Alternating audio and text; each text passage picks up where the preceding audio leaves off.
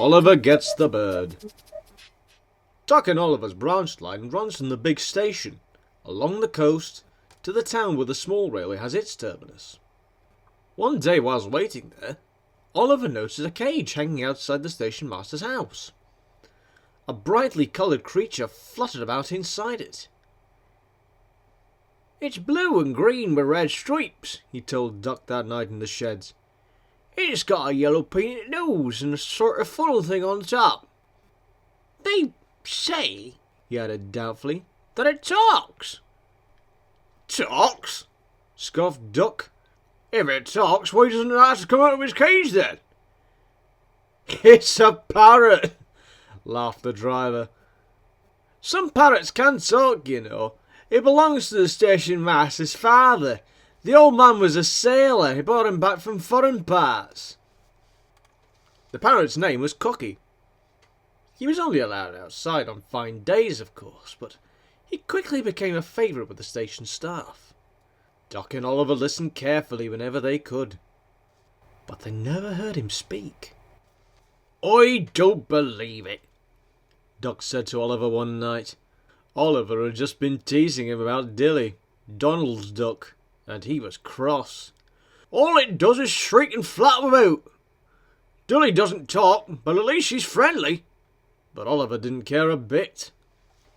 One day, Oliver was waiting for the last train from the small railway. Rex was late, and when he arrived, the passengers climbed quickly into Oliver's train. The guard's whistle sounded. Oliver's driver looked back, but he couldn't see anything. The platform was empty, save for Cocky in his cage. "They're all in," he said. "Come on, Oliver, let's make up for some of the lost time."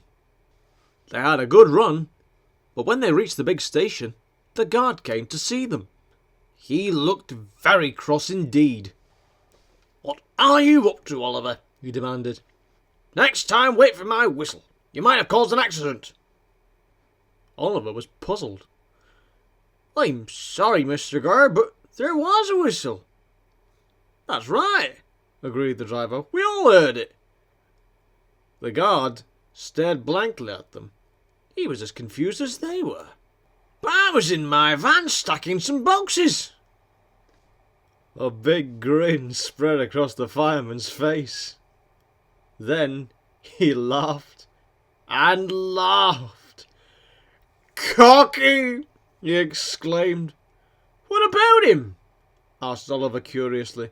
"He must have learned how to copy the sound of the guard's whistle." Ho ho ho! When they returned to the yard, they soon found the fireman was right. "Well, well," chuckled Duck when he heard. "Fancy being fooled by a bird, eh, Oliver? I guess that makes us quits, don't you?" Oliver humbly agreed.